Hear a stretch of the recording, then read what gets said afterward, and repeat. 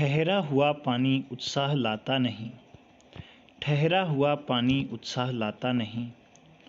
बहते हुए झरनों की बात निराली है, बहते हुए झरनों की बात निराली है।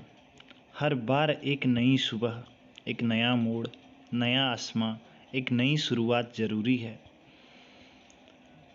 चंद चेहरों में दुनिया सिमटने लगेगी, चंद चेहरों में दुनिया सिमटने लगेगी। थोड़ा ही हो पर नया विस्तार जरूरी है, थोड़ा ही हो पर नया विस्तार जरूरी है। रुक के कदमों से मंजिल हासिल होती नहीं, रुक के कदमों से मंजिल हासिल होती नहीं। धीमी ही सही, धीमी ही सही पर कुछ रफ्तार जरूरी है, धीमी ही सही पर कुछ रफ्तार जरूरी है। एक नई शुरुआत जरूरी है। तो दोस्तों, अभिवादन स्वीकार। आज हम लोग जो है उत्तराखंड की जो क्रैश कोर्स 90 डेज़ का हम लोग ने तय किया हुआ था, तो उसमें सेकंड वीडियो जो है उत्तराखंड भारत के इतिहास का वैदिक काल या वैदिक संस्कृति पर लेकर के आ रहा हूं। तो दोस्तों, आप सभी लोगों का इसमें हार्दिक स्वागत और अभिनंदन है। और आज हम लोग बात करने वाले हैं इस वीडियो में जो है वैदिक काल की। तो वैदिक काल की बात करते हैं तो जो वैदिक काल होता है, वैदिक काल को हम लोग दो भागों में बांटते हैं। यानी कि एक पूर्व वैदिक काल होता है और दूसरा आपका क्या होता है, उत्तर वैदिक काल होता है। क्या होता है, पूर्व वैदिक काल और उत्तर वैदिक काल होता है। तो इसमें जो पूर्व वैदिक काल का जो टाइम पीरियड होता है वह जो है 1500 ईस्वी पूर्व से लेकर के 1500 ईस्वी पूर्व से लेकर के लगभग जो है बात करेंगे हम लोग 1000 ईस्वी पूर्व तक का होता है। और जो आप लोगों का उत्तर वैदिक काल होता है, जो उत्तर वैदिक का कालानुक्रम होता है, वह जो है 1000 ईस्वी पूर्व से लेकर के और लगभग जो है 600 ईस्वी पूर्व तक का जो कालानुक्रम है वह उत्तर वैदिक काल के अंतर्गत आता है। तो दोस्तों, आइए हम सबसे पहले इसमें चर्चा करेंगे किस काल में अछूत की अवधारणा स्पष्ट रूप से उदित हुई थी। ठीक है, अछूत के मतलब उदित हुई थी। तो दोस्तों, इसमें आप लोगों के समक्ष 4 ऑप्शन है: ऋग्वैदिक काल, उत्तर वैदिक काल, उत्तर गुप्त काल और धर्मशास्त्र काल। तो दोस्तों, इसका सही आंसर है डी ऑप्शन सही है और इसका धर्मशास्त्र काल आपका सही आंसर हो जाएगा। उसके बाद आइए हम बात करते हैं क्वेश्चन नंबर 2 की। एशिया माइनर स्थित जो बोगस कोई का महत्व इसलिए है कि, यानी कि जो एशिया माइनर है, मध्य एशिया है, मध्य एशिया में हम लोगों को बोगस कोई अभिलेख मिलता है, तो उसका महत्व क्यों है आप लोगों से पूछ रहा है। तो वहाँ जो अभिलेख प्राप्त है उनमें 4 वैदिक देवताओं, ठीक है, 4 वैदिक देवताओं की बात कर रहा है। तो इसमें जो 4 वैदिक देवता हैं, इंद्र हो गया और वरुण हो गया और मित्र हो गया और नासत्य का उल्लेख मिलता है। तो दोस्तों, इसका ए ऑप्शन आपका सही है। और बाकी अगर हम लोग बात करते हैं तो यहाँ पर मध्य एशिया और तिब्बत के बीच महत्वपूर्ण व्यापारिक केंद्र था, ऐसा कुछ भी नहीं है। और वेद के मूल ग्रंथ की रचना यहाँ पर हुई थी, ऐसा कुछ भी नहीं है। वेदों की जो मूल रचना हुई थी वह जो है आपके सप्त सिंधु प्रदेश में हुई थी। तो दोस्तों, उसके बाद आगे हम लोग बात करेंगे क्वेश्चन नंबर 3 की बात कर रहे हैं हम लोग। क्वेश्चन नंबर 3 में आप लोग देखेंगे गायत्री मंत्र देवी सवित्र को संबोधित किस पुस्तक, इसका उल्लेख किस पुस्तक में मिलता है। तो दोस्तों, इसका उल्लेख जो है ऋग्वेद में जो तीसरा मंडल, ऋग्वेद का जो तीसरा मंडल है उसमें क्या मिलता है हम लोगों को, जो है बेसिकली तीसरे मंडल में जो है गायत्री मंत्र का उल्लेख मिलता है, जो कि सवित्र को समर्पित है। उसके बाद आगे बात करेंगे उपनिषदों की, यजुर्वेद, उपनिषद, भागवत गीता। तो आगे टॉपिक में हम लोग इस पर भी डिस्क्रिप्टिव रूप से चर्चा करने वाले हैं। फिर दोस्तों, आइए आगे चौथे प्रश्न की ओर बढ़ते हैं। न्याय दर्शन, न्याय दर्शन किसके द्वारा प्रचारित किया गया था आप लोगों से पूछता है। तो यहाँ पे आप लोगों ने सुना होगा षड दर्शन की बात सुनी होगी। तो इसमें इसमें आपके समक्ष 4 दर्शनों की बात की। न्याय दर्शन किसने किया था, तो सबसे पहले चारवाक, ए ऑप्शन आपका चारवाक है। तो चारवाक दर्शन का जो प्रतिपादन किया था वो चारवाक के द्वारा ही किया गया था। दूसरे ऑप्शन में आपके गौतम ऋषि की बात आती है। ठीक है, किसकी बात आती है, तो गौतम ऋषि के द्वारा न्याय दर्शन का प्रतिपादन किया था। आपका बी ऑप्शन आपका सही हो जाएगा। फिर तीसरा ऑप्शन आप लोगों का आता है, तीसरे ऑप्शन की मैं बात करता हूँ, सी, कपिल मुनि की बात आती है। तो कपिल मुनि ने सांख्य दर्शन का प्रतिपादन किया था। और बाकी बात आती है डी ऑप्शन की, जैमिनी की बात आती है। तो जैमिनी के द्वारा, ठीक है, किसके द्वारा, जैमिनी के द्वारा जो है पूर्व मीमांसा, ठीक है, पूर्व मीमांसा का प्रतिपादन किया गया है। तो दोस्तों, क्वेश्चन नंबर 4 का जो सही ऑप्शन हो जाएगा आपका ये बेसिकली यहाँ पे कोई जो न्याय दर्शन का प्रतिपादन किसके द्वारा किया गया था, गौतम ऋषि के द्वारा किया गया था। दोस्तों, आगे बात करेंगे, क्वेश्चन नंबर 5 की बात करते हैं। तो क्वेश्चन नंबर 5 में यहाँ पे को प्राचीन भारत में निष्क, प्राचीन भारत की बात कर रहा है। ठीक है, प्राचीन भारत में निष्क से जाने जाते हैं। निष्क क्या था आपसे पूछ रहा है। ठीक है, तो दोस्तों, प्राचीन भारत की बात करते हैं, निष्क क्या था, एक स्वर्ण का आभूषण हुआ करता था। लेकिन अगर आपसे पूछता तो मतलब प्राचीन भारत में अगर आप लोग उधर वैदिक काल के बाद अगर वैदिक काल की बात करते हैं या वैदिक काल के बाद आते हैं आप लोग, तो वैदिक काल के बाद जो है निष्किक सोने का सिक्का कहलाता था, ये भी था। लेकिन यहाँ पे हम प्राचीन भारत की बात करते हैं, ये क्या है आपका स्वर्ण आभूषण। तो दोस्तों आगे बात करते हैं योग दर्शन, ठीक है। तो यहाँ पे अगर हम लोग योग दर्शन की बात करते हैं, क्वेश्चन नंबर 6 की बात कर रहे हैं, तो दोस्तों इसका जो ऑप्शन है पहला पतंजलि, ठीक है। पतंजलि जो है इसका ऑप्शन ये सही है। पतंजलि क्या थे, योग दर्शन के प्रतिपादक हुआ करते थे। तो दोस्तों प्रतिवर्ष जो अंतर्राष्ट्रीय योग दिवस मनाया जाता है वो 21 जून को मनाया जाता है। कब मनाया जाता है? 21 जून को मनाया जाता है। और क्यों 21 जून को इसलिए मनाया जाता है क्योंकि इस दिन क्या होता है, जो सूर्य की किरणें होती हैं वह जो है कर्क रेखा पर लंबवत चमकती हैं, और उत्तरी ध्रुव में जो उत्तरी गोलार्ध है, उत्तरी गोलार्ध में क्या होता है, इस दिन सबसे बड़ा दिन होता है और सबसे छोटी रात होती है दोस्तों, ठीक है। तो इसका भी महत्व है इसके पीछे, ठीक है। तो आगे बात करेंगे उपनिषद पुस्तकें हैं। तो दोस्तों यहाँ पे क्वेश्चन नंबर 7 कहा गया उपनिषद। उपनिषद का मतलब क्या होता है? उपनिषद मतलब गुरु के समीप, मतलब बेसिकली हाँ, गुरु के समीप बैठना, मेरे ख्याल से इसका शाब्दिक अर्थ है। तो 7वें का जो ऑप्शन है, वो जो उपनिषद हैं ये बेसिकली आप लोगों के किस पर है? दर्शन पर। किस पर है? दर्शन शास्त्र से रिलेटेड है, यानी कि फिलोसॉफी से रिलेटेड है। विधि की बात करें तो आप लोग मनुस्मृति को ले सकते हैं। योग की बात करते हैं तो इधर वो आप लोगों को मैंने इससे पहले बताया पतंजलि का जो है योग दर्शन, उसको ले सकते हैं। तो धर्म पर तो बहुत सारी पुस्तकें यहाँ विद्यमान है, जैसे ऋग्वेद, यजुर्वेद, उपनिषद मतलब वगैरह आप लोग देख सकते हैं। तो अगला कह रहा है आरंभिक वैदिक साहित्य में सर्वाधिक वर्णित नदी कौन सी है, ठीक है। तो 8वां प्रश्न आपसे पूछ रहा है कि आरंभिक, ठीक है, यहाँ पे पूछ रहा है कि आरंभिक वैदिक साहित्य, यानी कि आपसे पूछना चाह रहा है कि जो ऋग्वैदिक काल है, ठीक है, ऋग्वैदिक काल इसे हम लोग कहेंगे। तो ऋग्वैदिक काल में सर्वाधिक वर्णित नदी कौन है? वैसे तो हम नदी सूक्त में देखते हैं, तो नदी सूक्त में जो है कुल 31 नदियों का वर्णन है। कितने? 31 नदियों का वर्णन है। लेकिन हम ऋग्वेद की प्रॉपर बात करते हैं तो ऋग्वेद में 25 नदियों का वर्णन यहाँ पे को किया गया है।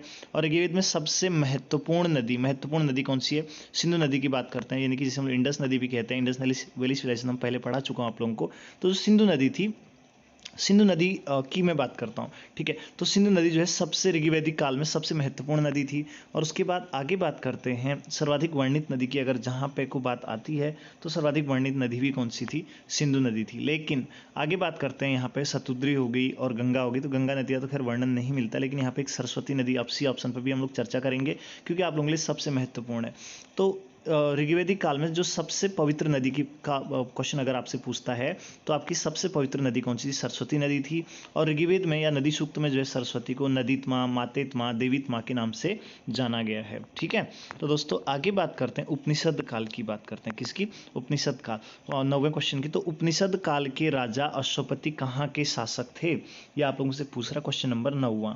तो दोस्तों काशी, यहाँ पे को ऑप्शन देखेंगे। पहले ऑप्शन में देखिएगा काशी। काशी की बात करें तो काशी जो है काशी की जो राजधानी थी वाराणसी में थी। और इसका जो सबसे शक्तिशाली शासक था वह कौन था? वो ब्रह्मदत्त था उस काल में। और जो इसका बी ऑप्शन है, बी ऑप्शन में आपका आता है केकई। तो जो अश्वपति शासक था वो केकई का शासक था। उसके बाद आगे बात आती है पांचाल की बात, जहाँ पे को आती है, ठीक है। पांचाल की बात आती है तो पांचाल की बात करते हैं। बात अगर हम लोग यहाँ पे को करेंगे तो पांचाल यहाँ पे आप लोग देख सकते हैं, ठीक है।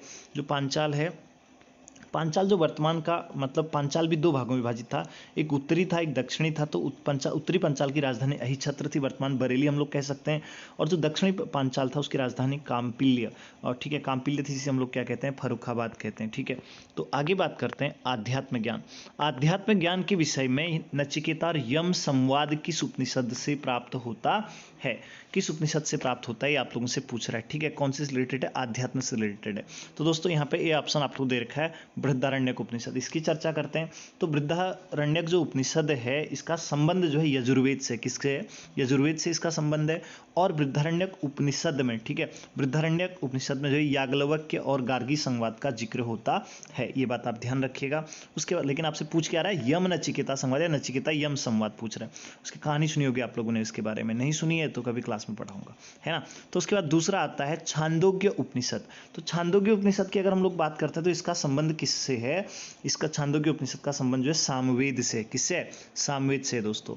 तो उसके बाद इसमें सामवेद से, और इसमें जो है आरुणि और श्वेत केतु, ठीक है, आर्वणी और श्वेतकेतु के संवाद का जिक्र किया गया है, और छांदोग्य उपनिषद में ही सबसे पहले भगवान श्री कृष्ण का उल्लेख, ठीक है, किया गया है। ये बात आप लोग क्या कीजिएगा, ध्यान रखिएगा। उसके बाद अगला आता है आप लोगों का जो तीसरा सी ऑप्शन है, कठोपनिषद। तो दोस्तों इसका सही आंसर है सी ऑप्शन, कठोपनिषद में जो है यम नचिकेता संवाद का जिक्र किया गया है। और जैसे कहते हैं दूधो नाओ फूतो फलो, या फिर कहते हैं अति देवो भव, इस टाइप के वाक्यों का जिक्र भी कठोपनिषद में किया गया है। तो दोस्तों चौथा डी ऑप्शन, ये आपका सी ऑप्शन आपका सही ऑप्शन हो जाएगा। तो थोड़ा सा हम बात करते हैं डी ऑप्शन की, केन उपनिषद पे चर्चा करते हैं। तो दोस्तों केन उपनिषद की जहाँ पे को बात आती है, जो केन उपनिषद है, इसमें जो है ब्रह्म स्वरूप का प्रतिपादन करने के लिए गुरु शिष्य संवाद द्वारा जो है प्रश्नोत्तर शैली का आश्रय लिया गया है। और इसमें जो है उमा और हेमवती आख्यान का जिक्र है, किसमें, केन उपनिषद में। तो दोस्तों ये बात आप याद रखिएगा। उसके बाद अगली बात आती है वैदिक नदी, जिसे हम लोग कुंभा भी कहते हैं, कुंभ भी कहते हैं, या काबुल नदी के नाम से भी जानते हैं, का स्थान कहाँ निर्धारित होना चाहिए। तो दोस्तों काबुल वर्तमान में कहाँ पे को है, अफगानिस्तान में है, ठीक है ना। तो इसका ए ऑप्शन आपका सही हो जाएगा। उसके बाद आता है 12वां क्वेश्चन पूछा है कपिल मुनि, ठीक है, कपिल मुनि द्वारा प्रतिपादित दार्शनिक प्रणाली है, कौन सी प्रणाली कपिल मुनि के द्वारा। तो दोस्तों इसमें क्या है, सांख्य दर्शन के बारे में, किसके बारे में, सांख्य दर्शन के बारे में बताया गया है। ऊपर मैं आप लोगों के बारे में बता चुका हूँ, जो पूर्व मीमांसा है, न्याय दर्शन है, उत्तर मीमांसा, इसके बारे में ऊपर चर्चा कर चुके हैं। तो दोस्तों आगे बात करेंगे हम लोग, ठीक है ना। आगे बात करने वाले हैं 13वां क्वेश्चन है ऋग्वैदिक युग की प्राचीनतम संस्था कौन सी है, सबसे प्राचीनतम संस्था आपसे पूछ रहा है, ठीक है। 13वां क्वेश्चन है। तो 13वें क्वेश्चन की अगर हम लोग बात करते हैं तो यहाँ पे को वैसे तो 3 समितियां थी, ठीक है, सभा, वैसे 3 समितियां, सभा हो गई, समिति होगी, विदत होगी। तो पहले बात करते हैं सभा और समिति की। सभा और समिति को प्रजापति की 2 संतानें कहा गया है। और सभा की अगर हम लोग बात करते हैं तो इसमें सभा की अगर हम लोग बात करते हैं तो इसमें क्या था कि जो सभा थी ना, ये जो सभा और समिति की बात करते हैं, ये जो है राजनीतिक, धार्मिक और आर्थिक संस्थाएं थी, ये चर्चाएं करती थी। जैसे वर्तमान में हमारा लोकसभा, राज्यसभा इस टाइप से होता है, तो वैसे ही उस टाइम पे होता था। और इसमें जो है जो बेसिकली सभा और समिति होती थी, इसमें जो समिति होती थी ये केंद्रीय संस्था थी और राजा को सलाह देती थी। और केंद्रीय संस्था के रूप में जो समिति होती थी ये राजा का चयन करती थी, ठीक है, राजा की नियुक्ति भी समिति के द्वारा की जाती थी। आप लोगों के लिए महत्वपूर्ण है। और आगे बात आती है, और तो इसमें जो सभा समिति थी इसमें महिलाएं भी क्या कर सकती, प्रतिभाग कर सकती थी। और इसमें जो विदत आता है, विदत जो है सबसे प्राचीनतम संस्था अगर आपसे पूछता है तो कौन सा हो जाएगा, विदत आपका सही आंसर हो जाएगा। तो दोस्तों आइए बात करते हैं क्वेश्चन नंबर 14 की, ठीक है। 14 की बात करते हैं तो इसमें है प्रारंभिक आर्यों के बारे में निम्न कथनों में से कौन सा सही नहीं है, पूछ रहा है। तो आर्य संस्कृत बोलने वाले थे, बिल्कुल सही बात थी। घुड़सवारी करते थे, बिल्कुल सही बात थी। उसके बाद इसमें जो है जो इसका सी ऑप्शन है, 13वें का सी ऑप्शन, ये लोग कई मतलब उसके भारत पहुंचे, तो ये ऑप्शन आपका गलत है। और ये बाद नगरों में निवास करते थे, ये सही ऑप्शन है। अब आपसे पूछ रहा है कौन सा वेद अंशतः गद्य में रचित है। तो दोस्तों इसमें आप लोगों को 4 वेद दिए गए। पहला आपका ऋग्वेद है, यजुर्वेद है, सामवेद है, अथर्ववेद है। तो दोस्तों आपसे पूछ क्या रहा है, पूछ ये रहा है कि गद्य के रूप में कौन सा वेद है, ठीक है। तो पहले एक एक वेद की चर्चा करते हैं। सबसे पहले ऋग्वेद की बात करेंगे, ए ऑप्शन है आपका ऋग्वेद। तो दोस्तों ऋग्वेद की चर्चा, ऋग्वेद को पढ़ने वाला जो ब्राह्मण होता था, मतलब जो ऋग्वेद को पढ़ता था, उसे क्या कहते हैं, होत्र या होत्रा कहते थे। ऋग्वेद में कुल जो है 10 मंडल थे और इसमें कुल 1028 सूक्त थे। कितने सूक्त थे, 1028 सूक्तों का जो इसमें जिक्र किया गया है, ठीक है। तो इसके साथ ही अगर हम बात करते हैं तो तीसरा मंडल गायत्री मंत्र समर्पित है। और जो इसका ऋग्वेद का 9वां मंडल है वो किसको, सोम देवता को समर्पित है, इसे सोम मंडल कहते हैं। और जो 8वां मंडल है इसे खिल कहा गया है। और जो ऋग्वेद का उपवेद है वो कौन सा हो गया, आयुर्वेद हो गया, ठीक है। और जो ऋग्वेद का 10वां मंडल है, 10वें मंडल में पुरुष सूक्त का जिक्र किया गया है। और ऋग्वेद के 2 ब्राह्मण ग्रंथ भी हैं दोस्तों, एक ऐत्रेय ब्राह्मण है और एक कौस्तुकी ब्राह्मण है।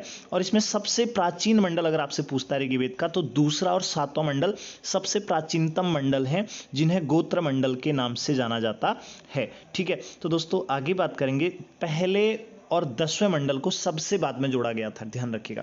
तो बात आती है उसके बाद यजुर्वेद की, ठीक है।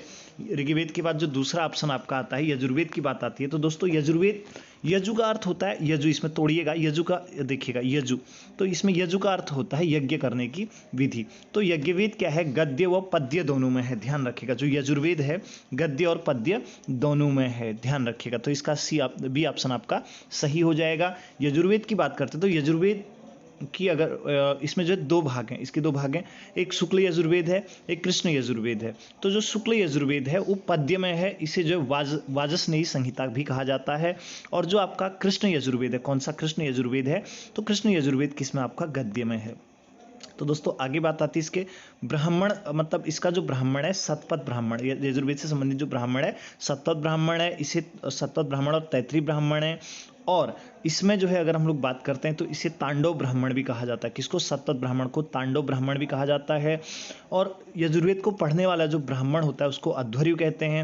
और इसके उपवेद की बात आती है तो इसका जो उपवेद है धनुर्वेद है, और एक किससे संबंधित है? युद्ध कला से संबंधित है। तो इसका सी ऑप्शन आपका आता है साम। साम का अर्थ होता है गान, सीधी सी बात है। तो जो सामवेद होता है इसे जो भारतीय संगीत का जनक कहा जाता है। और इसमें जो है सूर्य के स्तुति के मंत्र हैं। और इसमें इसका जो गाने वाला जो पुरोहित होता है, मतलब पढ़ने वाला, उससे क्या कहते हैं? उद्गाता कहते हैं। और इसके जो ब्राह्मण ग्रंथ हैं, 4 ब्राह्मण ग्रंथ हैं। पंचविश हो गया, षड्विश हो गया, जैमिनी हो गया, और जो आपका क्या कहते हैं? छांदोग्य हो गया। और जो इसका उपवेद हो गया गंधर्व वेद, किससे संबंधित? सामवेद से। दोस्तों आइए थोड़ा सा हम लोग क्या करते हैं, अथर्ववेद पर भी चर्चा करते हैं। तो अथर्ववेद की बात आती है तो ये अंतिम वेद है, अंतिम वेद है। तो इसमें देखिएगा ऋग्वेद, यजुर्वेद और सामवेद को वेद त्रयी भी कहा गया है। ध्यान रखिएगा क्या कहा गया? वेद त्रयी। तो अब बात आती है अथर्ववेद, सबसे अंत में जोड़ा गया उपवेद है। और इसकी 2 शाखाएं, एक शौनक है और एक पिप्लाद है। और इसका जो ब्राह्मण ग्रंथ है गोपद ब्राह्मण है। और इसका उपवेद है शिल्प उपवेद है दोस्तों। ठीक है, तो आगे बात करते हैं। ठीक है, कृष्ण भक्ति का प्रथम और प्रधान ग्रंथ कौन सा है? 16वां क्वेश्चन आपसे पूछ रहा है। तो दोस्तों इसमें आपको पता है श्रीमद् भागवत गीता बहुत महत्वपूर्ण है वर्तमान परिप्रेक्ष्य के लिए। तो आप देख ही सकते हैं, रामबाण है दोस्तों, जिसने पढ़ लिया रामबाण है। पूरे जीवन का सार इसी में निहित है दोस्तों। एक एक शब्द सशब्द अमृत के समान है हम लोगों के लिए। तो दोस्तों आइए बात करते हैं क्वेश्चन नंबर 17 की। किस वेद में प्राचीन वैदिक युग की संस्कृति के बारे में सूचना दी गई है? तो 17वां क्वेश्चन है। तो इसका सही आंसर ऋग्वेद में कहा गया है दोस्तों। बाकी इसके बारे में डिटेल बता चुका हूं। अब अगला क्वेश्चन 18वां, आर्य भारत में संभवतः आए थे दोस्तों। 18वां क्वेश्चन। तो दोस्तों आर्य जो है कहां से आए थे? मध्य एशिया से आए थे। हालांकि अलग अलग राइटरों के अलग अलग मत हैं कहां से आए थे करके, लेकिन हालांकि जो सर्वमान्य मत है वो मध्य एशिया से है। ठीक है, अब कह रहा है कि वेदों की संख्या कितनी है? बहुत आसान है, 4 हैं, आप लोग देख सकते हैं। फिर 20वां क्वेश्चन। अब देखिए कौन से वेद संयुक्त रूप से त्रयी या वेद त्रयी कहलाते हैं? ठीक है, वेद त्रयी या त्रयी कहलाते हैं। तो मैंने बता दिया था ऋग्वेद, यजुर्वेद और सामवेद को वेद त्रयी कहते हैं। ठीक है, अब कह रहा है भारत के राज चिन्ह में प्रयुक्त होने वाला सत्यमेव जयते कहाँ से लिया गया है दोस्तों? तो सत्यमेव जयते कहाँ से लिया गया है? ये आपका मुंडकोपनिषद से लिया गया है। किस उपनिषद से लिया गया है? मुंडकोपनिषद से लिया गया है दोस्तों। तो मुंडकोपनिषद की बात अगर हम लोग करते हैं, ठीक है, हालांकि इसमें ईश उपनिषद, कट उपनिषद, बृहदारण्यक उपनिषद दिया गया है। तो जो मुंडकोपनिषद है वो सबसे छोटा उपनिषद है, इसमें सत्यमेव जयते लिया गया है। ठीक है, आगे बात करते हैं। किस वेद में जादुई माया और वशीकरण, मैजिकल चार्म्स एंड स्पेल्स का वर्णन है दोस्तों? तो 22वें क्वेश्चन का सही आंसर आपका हो जाएगा डी ऑप्शन, ये अथर्ववेद में इसका जिक्र किया गया है। ठीक है, जादू टोना वगैरह, वशीकरण। अब भारतीय संगीत का आदि ग्रंथ किसे कहा जाता है? तो दोस्तों सामवेद को कहा जाता है। फिर प्रथम विधि निर्माता कौन है? तो यहाँ पे मनु आपका ऑप्शन हो जाएगा। ठीक है, चाणक्य की बात आती है तो चाणक्य जो तक्षशिला के, चाणक्य के बारे में बता दूं तो ये तक्षशिला के आचार्य थे। ठीक है, और चंद्रगुप्त मौर्य के गुरु थे। इनके द्वारा अर्थशास्त्र नामक पुस्तक लिखी गई थी। इनको विष्णुगुप्त के नाम से भी जाना जाता है। ठीक है, आगे बात आती है चंद्रगुप्त। चंद्रगुप्त जो है चाणक्य के शिष्य थे। और रही बात चंद्रगुप्त की, तो भैया चंद्रगुप्त ने भारत में मौर्य साम्राज्य की स्थापना की थी, आप लोग समझ सकते हैं। रही बात सेल्यूकस निकेटर, तो भैया चंद्रगुप्त ने सेल्यूकस निकेटर की पुत्री थी, उसका नाम हेलेना था, हेलेना से विवाह किया था। ठीक है, और मेगास्थनीज इसी के काल में आया था। अगला पूछ रहा है क्वेश्चन नंबर 25, गोत्र व्यवस्था प्रचलन में कब आई? ठीक है, 25 आपसे पूछ रहा है। तो दोस्तों ये जो आई थी गोत्र व्यवस्था उत्तर वैदिक काल में आई थी। ठीक है, ऑप्शन सही है। फिर आगे बात करते हैं, प्राचीनतम व्याकरण अष्टाध्यायी के रचनाकार कौन है? पाणिनि है। बाकी ये गौतम हो गया, पतंजलि हो गया, कपिल मुनि हो गए, ये तीनों के तीन क्या हैं? ये दर्शन शास्त्र के, ठीक है, 60 दर्शनों के प्रतिपादक हैं। पाणिनि जो है अष्टाध्यायी के रचनाकार हैं। अब 27 क्वेश्चन आता है, सतनिम्न में से कौन सी स्मृति सबसे प्राचीनतम है। दोस्तों एग्जाम में बहुत बार पूछा क्वेश्चन है, तो इसमें जो मनु स्मृति है सबसे प्राचीनतम है। ठीक है, मनु स्मृति सबसे प्राचीनतम है। इसकी रचना शुंग काल में हुई थी। किस काल में? शुंग काल में इसकी रचना हुई थी। ठीक है, नाम सुना होगा आप लोग ने, पुष्यमित्र शुंग के बारे में, ब्राह्मण था। ठीक है, ब्राह्मण शासक था, उसके काल में होती है। और पुष्यमित्र शुंग के द्वारा 2 अश्वमेध यज्ञ कराए गए थे। ठीक है, और इसमें जो है जो प्राचीन हमारी लॉ है, विधि है, उसके बारे में बताया गया है। दोस्तों आगे बात करते हैं क्वेश्चन नंबर 28, आदिकाव्य की संज्ञा किसे दी जाती है। तो दोस्तों रामायण को आदिकाव्य कहा जाता है। ठीक है, तो रामायण की रचना किसके द्वारा की गई थी। दोस्तों जो आपका कमेंट सेशन है, कमेंट सेशन में इसका आंसर अवश्य दीजिएगा। आगे बात करते हैं सबसे प्राचीनतम पुराण कौन सा है। तो दोस्तों इसमें जो मत्स्य पुराण है, इसमें कौन सा है? मत्स्य पुराण। इसमें जो भगवान विष्णु ने मत्स्य का अवतार लिया था, इसकी बहुत लंबी कहानी है, फिर बताएंगे हम आपको। ठीक है, तो दोस्तों आगे बात करते हैं क्वेश्चन नंबर 30, ऋग्वेद में सबसे पवित्र नदी किसे माना जाता था। दोस्तों तो मैंने पहले बताया था आप लोगों को, 30 का जो आंसर है बी, सरस्वती नदी को सबसे पवित्र नदी कहा जाता है। तो दोस्तों इस वीडियो को आप लोगों ने पूरा ध्यान से देखा होगा, और इस वीडियो को देखने के लिए आप सभी लोगों का बहुत बहुत धन्यवाद। मेरे साथ बने रहिए। वीडियो अगर आप लोगों को पसंद आए तो ज़रूर लाइक कीजिएगा, शेयर कीजिएगा, सब्सक्राइब कीजिएगा। तो दोस्तों फिर इसके बाद कुछ ही पल में मैं एक और नया वीडियो डालूंगा जो कि उत्तराखंड के इतिहास पे होगा। तो दोस्तों धन्यवाद।